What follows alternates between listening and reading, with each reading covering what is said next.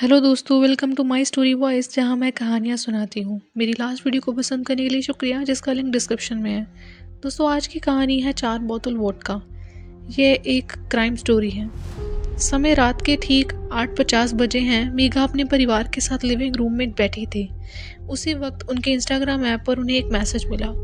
यह देखकर मेघा उठी और लैंडलाइन फ़ोन पर बात करने लगी। बात करने के बाद उसने अपना हैंडबैग लिया और बाहर जाने के लिए तैयार हो गई। अब उसके घर वालों ने पूछा, कहाँ जा रही हो? मेघा ने कहा, मुझे काम मिल गया है, और घर से निकल गई। अब अगले दिन सुबह उगदम झील के किनारे एक आदमी अपने कुत्ते के साथ टहलने गया और सामने उस कीचड़ भरी सड़क पर उसने देखा कि कुछ पड़ा हुआ है।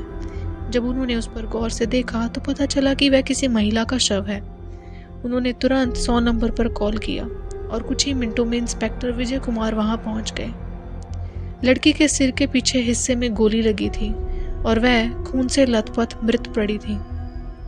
यह कोई और नहीं बल्कि मेघा है।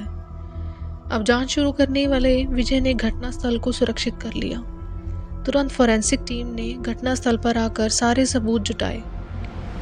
मेघा को पूरी तरह से 3 गोलियां मारी गई थी और उनमें से एक सिर में गोली मारकर हत्या कर दी गई। तब उसके दाहिने पैर में 2 गोलियों के खोखे थे और एक जूता गायब था, लेकिन उसके दाहिने पैर में कीचड़ नहीं था। हालांकि उसके घुटने में काफी चोट के निशान थे। मेघा को 3 गोलियां मारी गईं, लेकिन घटनास्थल पर केवल 2 गोलियों के ही खोखे थे। विजय को संदेह हुआ, क्या उसे पहले कहीं और गोली मारी गई और उसके बाद उसे वहां से घसीटा गया और वहां 2 गोलियां मारी गई हों। इसकी वजह से उसके घुटने में काफी चोटें आई हैं। इसी तरह जहां मेघा का शव मिला, वहां से ठीक 20 फीट की दूरी पर विजय को वोडका की खाली बोतल मिली, लेकिन उन्हें यह पता नहीं था कि वोडका की बोतलों का हत्या से कोई संबंध है या नहीं। इसके अलावा मेघा के शरीर पर उसके बालों के अलावा छोटे बाल भी पाए गए। मेघा के साथ बलात्कार होने का कोई निशान नहीं था। अब कोई छोटी मोटी चीज ना छोड़ते हुए सारी संदिग्ध चीजें इकट्ठी कर ली गई। इसके बाद जांच शुरू करने वाले विजय कुमार के लिए एक चौंकाने वाली खबर इंतजार कर रही थी। शायद सदमा ना लगे उसे, लेकिन मेघा का परिवार काफी सदमे में था। जब विजय कुमार ने मेघा का बैकग्राउंड चेक किया तो उन्हें पता चला कि वह एक कॉल गर्ल थी। मेघा ने अपने परिवार से झूठ बोला था कि वह कंपनी सेक्रेटरी ऑफिस में 21 महीने से आर्टिकलशिप कर रही है। वह कॉल गर्ल का काम कर रही थी। चूंकि यह बेहद खतरनाक काम है, इसलिए विजय की संदिग्धों की लिस्ट बहुत बड़ी हो गई। जांचकर्ताओं को मेघा की कार 4 किलोमीटर दूर एक पार्किंग में मिली। जैसा कि विजय ने सोचा था कि उस कार में एक और गोली का खोखा था। उन्होंने पुष्टि की कि मेघा को उनकी कार के अंदर गोली मारी गई थी। कार की सभी खिड़कियों पर खून के छींटे थे। कार के अंदर उसी ब्रांड की एक वोडका की बोतल थी जो घटनास्थल पर मिली थी। कार के दरवाजे के नीचे लगे खून से यह साबित हो रहा है कि नेहा को गोली मारने के बाद उसे कार से बाहर घसीटा गया था। साथ ही उसका गायब जूता कार की ड्राइविंग सीट के नीचे था। अब कातिल को ढूंढने के लिए विजय ने यह पता लगाना शुरू किया कि इंस्टाग्राम पर मैसेज मिलने वाला कौन था और किसने भेजा था। विजय ने पाया कि वह एक 27 वर्षीय अरुण के अपार्टमेंट से आया था। जब विजय ने अरुण की जांच की तो उसने कहा, सर, मेरा इसमें कोई लेना देना नहीं है। उनके बहाने के अनुसार जब यह घटना घटी तो उन्होंने कहा, मैं अपने अपार्टमेंट में ही था। लेकिन विजय को सर्च वारंट मिल गया और उन्होंने उसके घर की तलाशी शुरू कर दी। वहाँ उसे 380 कैलिबर की पिस्तौल मिली, जिसका इस्तेमाल घटनास्थल पर किया गया था। अरुण के फ़ोन में एक ड्रॉअर के अंदर इंस्टाग्राम पर कुछ ब्लॉक किए गए पेज पाए गए। ब्लॉक किए गए पेज में एस्कॉर्ट गर्ल की सेवाओं के खाते थे। इन सब के अलावा जूतों की एक जोड़ी थी। फोरेंसिक टीम ने एक जूते की सूक्ष्म स्तर पर जांच की। जूतों के निचले हिस्से में उन्हें खून के तेज छींटे मिले। जब उन्होंने खून का डीएनए और पीसीआर टेस्ट किया तो पुष्टि हो गई कि यह मेघा का ही है। हत्या के समय हत्यारे ने वही जूते पहने थे। अब अगले दिन विजय कुमार ने उस पिस्तौल की जांच की जो अरुण के घर में मिली थी। यह एक सेमी ऑटोमेटिक पिस्टल है। फॉरेंसिक टीम ने जब घटनास्थल पर मिले खोखे से इसका मिलान किया तो इस बात की 100% पुष्टि हो गई कि उसी पिस्टल से मेघा की हत्या की गई है। विजय को जरूरत से ज़्यादा सबूत मिले थे, वही अरुण के पिता टूट गए हैं। वह पुलिस के सामने समाज में अपनी प्रतिष्ठा को नुकसान पहुंचाने के लिए अपने बेटे को कोसता है। सभी सबूतों से पता चला कि अरुण ही हत्यारा था। हालांकि उसने लगातार कहा, सर मैंने यह नहीं किया, मेरा इसमें कोई लेना देना नहीं है। विजय को उसी समय एक और चौंकाने वाली खबर मिली। मेघा की हत्या से 3 दिन पहले भी ऐसी ही घटना हुई थी। एक कॉल गर्ल एक ग्राहक से मिलने एक अपार्टमेंट में गई। जब वह गई तो उसे अपार्टमेंट में अंधेरा था। उस अपार्टमेंट में रोशनी नहीं थी। पूरा घर रोशनी की जगह मोमबत्तियों से भर गया। अब कॉल गर्ल धीरे धीरे अपार्टमेंट के अंदर गई और अपने ग्राहक को देखा, और तभी अचानक से उस ग्राहक ने चाकू उठा लिया। उसने कॉल गर्ल को उसके सारे पैसे देने की धमकी दी। लड़की ने सारे पैसे दे दिए और अपार्टमेंट से भाग गई। ये जानकर विजय कुमार ने अरुण से पूछा, तो क्या तुमने भी ऐसा ही किया था, मुझे बताओ। अब अरुण ने एक ऐसी कहानी कही जिस पर कोई विश्वास नहीं कर सकता, यहाँ तक कि एक बच्चा भी उस कहानी पर विश्वास नहीं करेगा। अरुण ने अपने बचाव में कहा, सर किसी ने मेरे जूते और पिस्तौल ले ली, दोबारा हत्या करने के बाद मेरे घर आकर रख दिया। कोई मुझे फंसाने की कोशिश कर रहा है। दोस्तों, आप क्या इस चीज पर विश्वास करते हैं? अब विजय ने कॉल गर्ल को अरुण की तस्वीर दिखाई जो अपने ग्राहक से भाग गई थी। उसने पूछा, अरे क्या यह वही है जिसने तुम्हें उस दिन देखा था? नहीं साहब, वह नहीं है, कॉल गर्ल ने कहा। उसने उसके पास एक अन्य आदमी की फोटो चुनी। कॉल गर्ल ने विजय से कहा, इस लड़के ने मुझे केवल उस दिन धमकी दी थी।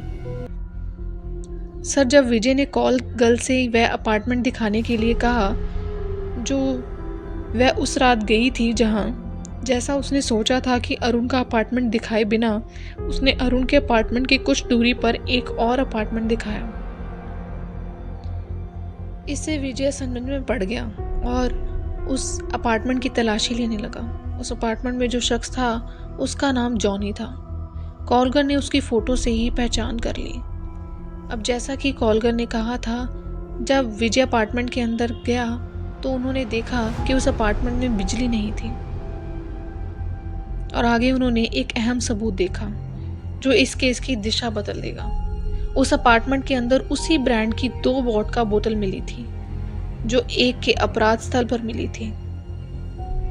विजय ने जब जॉनी का बैकग्राउंड चेक किया तो पता चला कि वह नशे का आदी है। अब एकत्रित की गई दोनों वोडका की बोतल को फोरेंसिक लैब में भेजा गया, और उस वोडका की बोतल में जो सीरियल नंबर था और जो 2 वोडका की बोतलें घटनास्थल पर मिली थीं और जो वोडका की बोतल मेघा की कार में खुली मिली थी, उसका ब्रांड एक ही था, और इन 4 बोतल वोडका पर जॉनी के ही निशान थे और एक ही बैच में। विजय को अरुण द्वारा कही गई ये बात पर यकीन न होने वाली कहानी याद आई। अरुण ने उस कहानी के साथ एक और बात कही, चूंकि मेरे दोस्त के अपार्टमेंट में बिजली नहीं थी, हाल ही में पिछले 2 दिनों से वह मेरे अपार्टमेंट में रह रहा था सर। वह दोस्त कोई और नहीं बल्कि जॉनी है। अब जब विजय ने उन्हें मिली सारी जानकारी को जोड़ा तो उन्हें सब कुछ साफ नजर आ रहा था कि उस दिन क्या हुआ होगा। अरुण ने जो अविश्वसनीय कहानी कही वह सच है। अरुण ने यह हत्या नहीं की, जॉनी ने की। जॉनी जो नशे का आदी था, उसके पास इसे खरीदने के लिए पैसे नहीं थे और उसने एस्कॉर्ट कॉल गर्ल सर्विस को फ़ोन किया। उनके कॉल गर्ल को अपने अपार्टमेंट में आने के लिए कहा। इसके बाद उन्होंने कहा, मेरे अपार्टमेंट में कोई लाइट नहीं है। जॉनी अस्थायी रूप से अरुण के अपार्टमेंट में गया और वहाँ उसने अरुण की पिस्तौल देखी। उस दिन उन्होंने एस्कॉर्ट सर्विस को फ़ोन किया और बाहर डेटिंग के लिए बुक किया। जॉनी ने जो डेटिंग के लिए फ़ोन किया वह किसी और को नहीं बल्कि मेघा के पास गया। जॉनी अरुण की पिस्तौल और बूट लेकर गया था। जब वह गया तो उसने वोडका का केस खरीदा। जॉनी से मिलने के बाद मेघा उसे अपनी कार में ले गई। जैसे ही वह अंदर गया, उसने कार को एक सुनसान जगह पर चला दिया। एक जगह कार रोककर दोनों ड्रिंक करने लगे। वोडका पीने के बाद अचानक जॉनी ने बंदूक निकाल ली और मेघा के सर पर तान दी। उसने उसके साथ मौजूद सारे पैसे मांगे, लेकिन मेघा ने कहा, मेरे पास पैसे नहीं हैं। इसी बात से गुस्से में आकर जॉनी ने उसके सिर में गोली मार दी। इसके बाद जॉनी ने मेघा को कार से बाहर खींचकर कीचड़ भरी सड़क पर डाल दिया। उसने फिर उसे 2 गोलियां मारी। इसके बाद उसने मेघा की कार को कुछ दूरी पर छोड़ दिया और अरुण के अपार्टमेंट में चला गया, जैसे कि उसे कुछ पता ही नहीं हो। जॉनी ने अरुण के जूते और पिस्टल एक ही जगह पर रख दिए। उन्होंने इस मामले में अरुण को फंसाने की कोशिश की, लेकिन जॉनी को नहीं पता था कि जो वो 4 बोतल वोडका उसने पी है वह उसे पकड़वा देगी।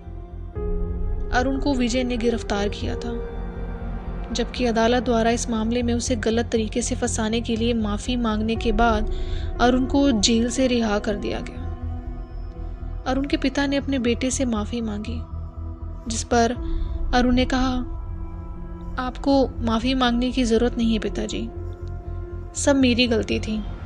मैं इस दुनिया की क्रूर सच्चाई नहीं जानता था, लेकिन मेरे जीवन के इस कठोर सबक ने मुझे यह समझाना सिखाया कि यह दुनिया कितनी स्वार्थी है।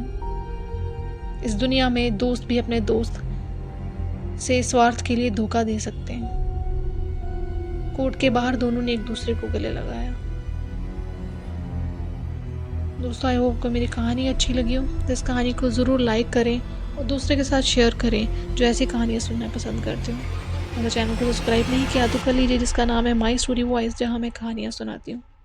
बेल आइकन को प्रेस ज़रूर करिएगा ताकि आपको आने वाली कहानी की नोटिफिकेशन मिलती रहे। इस कहानी को सुनते समय आपको खूनी कौन लगा, कमेंट में ज़रूर करके बताइएगा। तो चलिए मिलते हैं फिर अगली बार नई कहानी के साथ, नए विचार के साथ, जिसका नाम है माई स्टोरी वॉइस, जहाँ मैं कहानियाँ सुनाती हूँ।